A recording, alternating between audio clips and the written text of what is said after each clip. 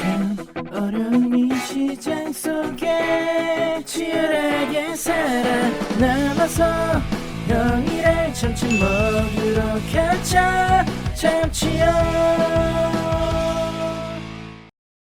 자, 여러분들 반갑습니다. 오랜만에 뵐게요. 자, 오늘 이제 셀트리온 한번 볼 건데요. 자, 셀트리온 그 지난주 흐름이랑 그리고 오늘 또 추가적인 내용들 좀 짚어 드릴 테니까 자, 오늘도 좋아요, 구독 한 번씩 눌러 주시고요.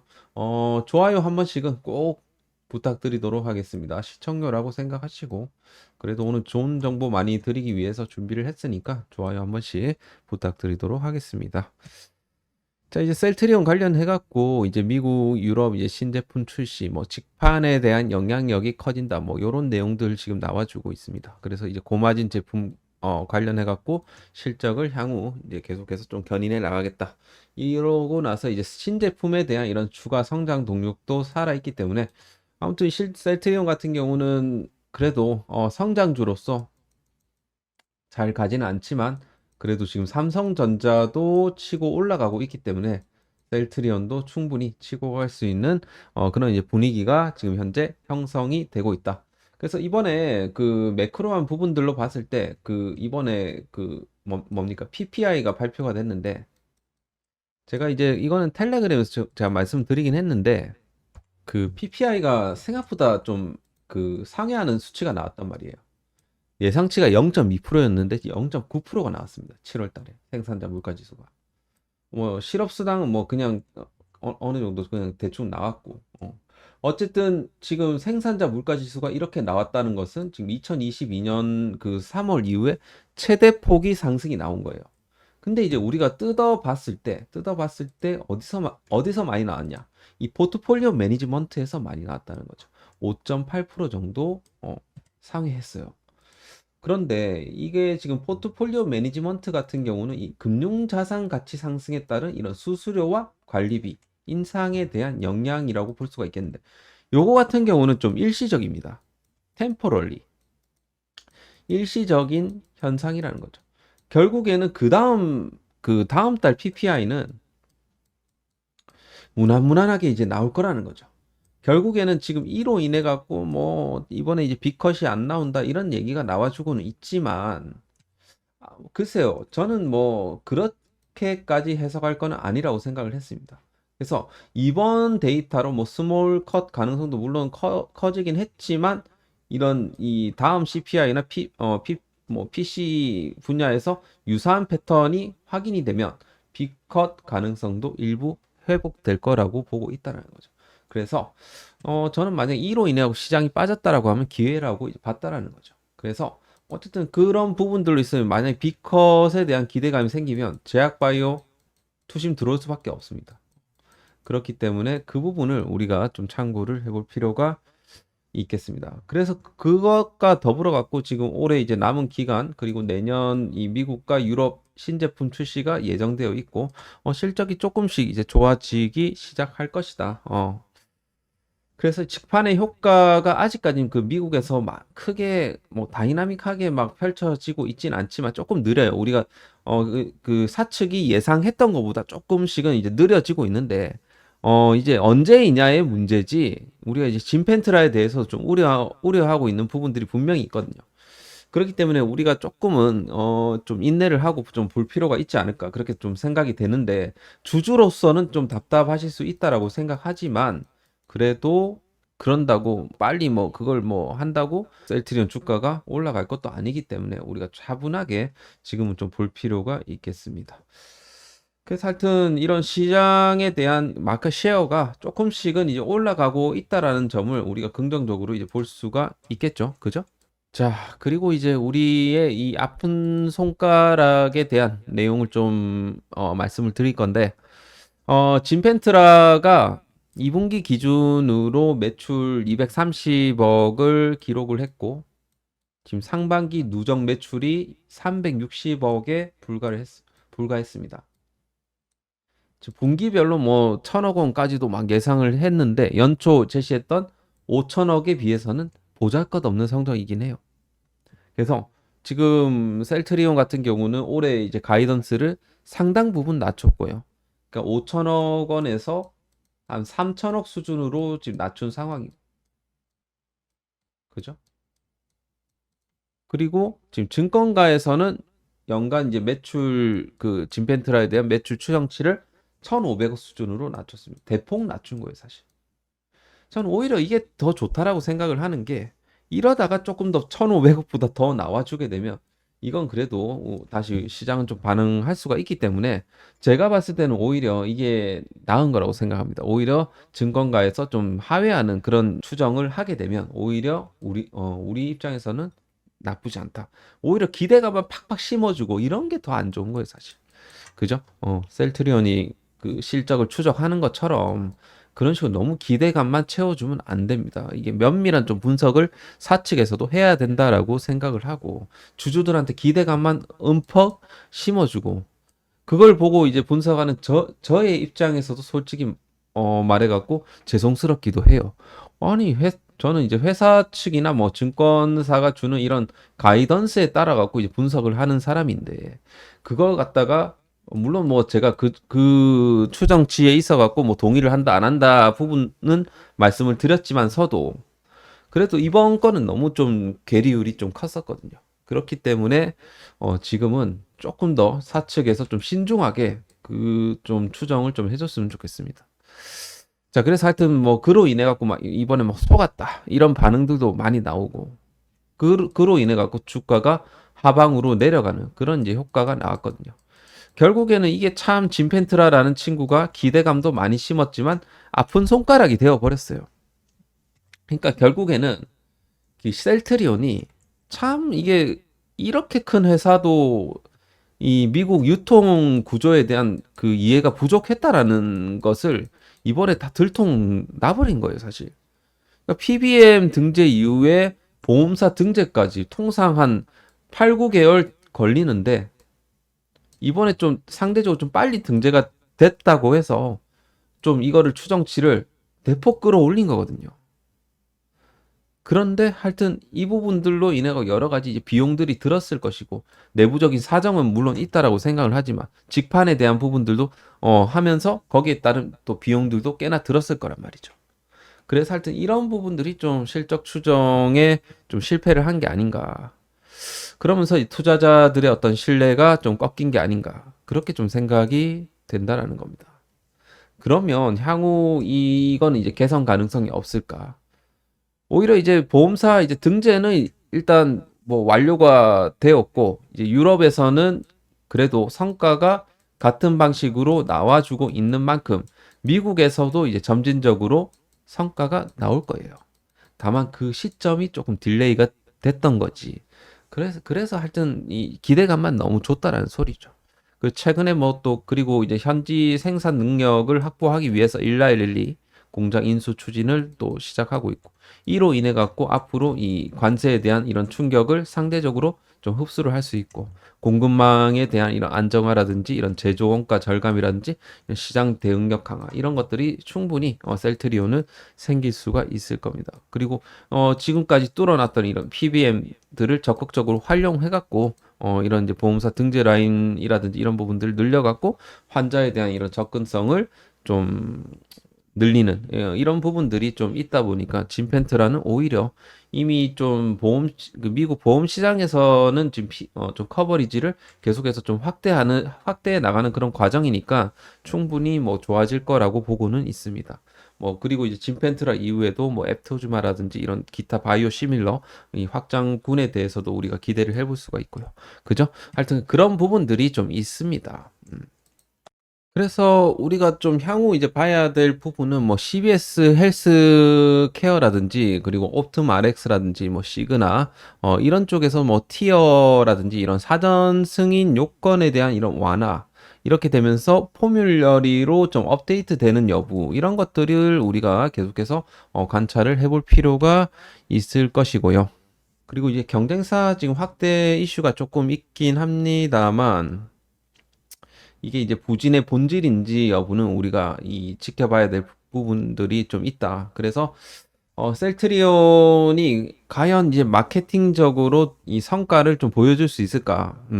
약간 거기에 대한 좀 의문이 좀 있긴 합니다만 아무튼 좀 지켜봐야 되겠죠. 그죠? 그래서 3분기 때 기존에 우리가 예상했던 부분보다 훨씬 더 잘 나왔을 때 그때는 조금 변화가 있을 것 같아요.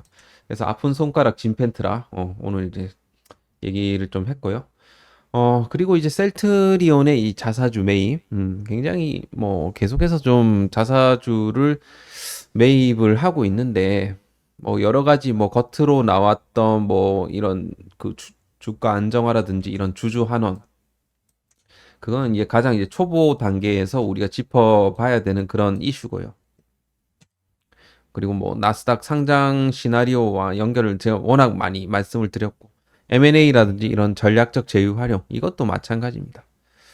그리고 뭐 장기적인 이런 배당이나 소각 가능성도 사실 좀 우리가 임팩트 있는 뭐 그런, 물론 뭐 배당이라든지 꾸준하게 준다라는 건 굉장히 좀 그래도 우리가 감사해야 될 문제이긴 합니다만, 그래도 좀 우리로서는 주가가 안 가는 부분들을 어떻게 좀 사측에서 상세를 해줄까, 이런 면들로 봤을 때 저는 이제 배당률을 조금 더 늘려준다라는 이런 부분들이 더 필요하지 않을까, 그렇게 좀 생각이 됩니다. 그리고 가장 지금 자사주랑 우리가 연결고리를 지어야 할 부분은 상속세에 대한 부분이 아닌가, 그런 식으로 계속 좀 생각이 듭니다. 워낙 국내 그 상속세율이 높기 때문에 그런 거죠. 그래서 자사주를 회사가 꾸준하게 이제 매입을 하고 있다. 자사주를 매입을 하게 되면 그러면 이제 어떻게 되냐면 유통 주식 수가 이제 감소되고 상대적으로 대주주 지분율이 이제 올라가겠죠. 올라가면서 이런 지배력을 좀 강화할 수가 있을 것이고, 그리고 이제 자사주 자체로 봤을 때는 이게 의결권이 없는 주식이긴 하지만 이런 합병이라든지 지분 교환, 뭐 소각할 때 지배 구조에 대한 이런 설계 도구가 될 수 있어요. 그리고 자사주를 소각하게 되면 자연스럽게 뭐가 올라갑니까? 서회장의 지분이 올라가죠. 그래서 상속세에 대한 부담을 줄이는 효과가 있을 것입니다. 그리고 서회장이 이렇게 이제 다시 컴백을 한 거는 이 승계를 원활하게 좀 하기 위해서 한 게 아닌가. 이게 저는 굉장히 좀 확률이 있다라고 생각을 하는 것은, 이게 포석을 많이 깔았었어요. 그래서 서진석 그 지금 대표이사 승계 굳히기, 요런 내용들도 꽤나 있었거든요. 승계에 대한 포석. 그러니까 나와서 이런 얘기들을 한 적이 있어요. 큰애가 성장했다라고 치켜 세운 적도 있고 하기 때문에 저는 이 승계에 대한 부분들이 굉장히 좀 크다라고 생각을 합니다. 그래서 자사주 매입은 어쨌든 이 장기적으로 이런 상속 승계 과정에서 지분 정리를 쉽게 만들어 줄 수 있는 그런 이제 절차이기 때문에 저는 굉장히 여러 의미로도 좀 볼 수가 있는데, 그 중에 하나가 이런 승계나, 저는 이 부분이 좀 크지 않나, 그렇게 좀 생각을 해볼 수가 있겠습니다. 그래서 서 회장 입장에서는 상속세도 절세를 하고 지배력을 또 안정화시키고, 요런 게 이제 가장 큰 뭐 이유가 아닌가, 그렇게 좀 생각이 됩니다. 그래서 오늘 이제 여러 얘기들을 말씀을 드리긴 했는데 좀 주가가 좀 아쉽긴 하지만 그래도 자리는 잘 지켜주고 있어요. 여기서 사실 평소에 셀트리온 같았으면 여기서 좀 이탈시키고 한 번 더 밀어내고 갔을 건데, 여기서 좀 장기 이평선 라인대를 지지를 해준다는 것은 이거는 올라가겠다는 의지거든요. 여기서 한번 이런 식으로 내려온단 말이에요. 과거에 같은 경우는 이런 식으로 개미 털기 한 이후에 상승 그리고 지지 받았기 때문에 이제는 올라갈 준비가 어느 정도는 이제 갖춰졌다라고 생각을 합니다. 그러니까 이게 구간이 굉장히 안정적인 구간이에요, 사실. 여기 발사대 같은 느낌도 듭니다. 그래서 굉장히 지금 옆으로 행보세를 잘 보여주고 있기 때문에 뭐 빠른 시일이 아니더라도 언젠가는 한번 뭐 지금 뭐 20일 뭐 9월 달 정도면 좀 치고 올라가지 않을까, 그렇게 좀 생각은 되는데, 어쨌든 지금 한 18만 원 구간에서 이 물량 소화를 계속적으로 해주고 있는 거예요. 해주고 있고, 그리고 이제 수급적으로 봤을 때는 보시다시피 이제 기타 법인, 자사주 포함해서 기타 법인 쪽만 매입을 하고 있고, 물론 외국인들도 중간중간 들어와주고 있기는 하지만 사팔사팔 하고 있거든요. 그래서 최근에 약간 패시브 자금도 좀 들어와주고 있고, 하지만 얘네들이 계속해서 딴지를 걸고 있어요. 결국은 이게 뭔가 이 물량에 대한 이런 장난질이 아닌가. 그런 생각이 계속 듭니다. 어디까지나 저의 피셜이지만, 그래서 계속 물량 장난질이 지금 계속해서 나와주고 있기 때문에 박스권 안에 계속해서 가둬두고 있는 그런 이제 상황이라고 볼 수가 있겠습니다.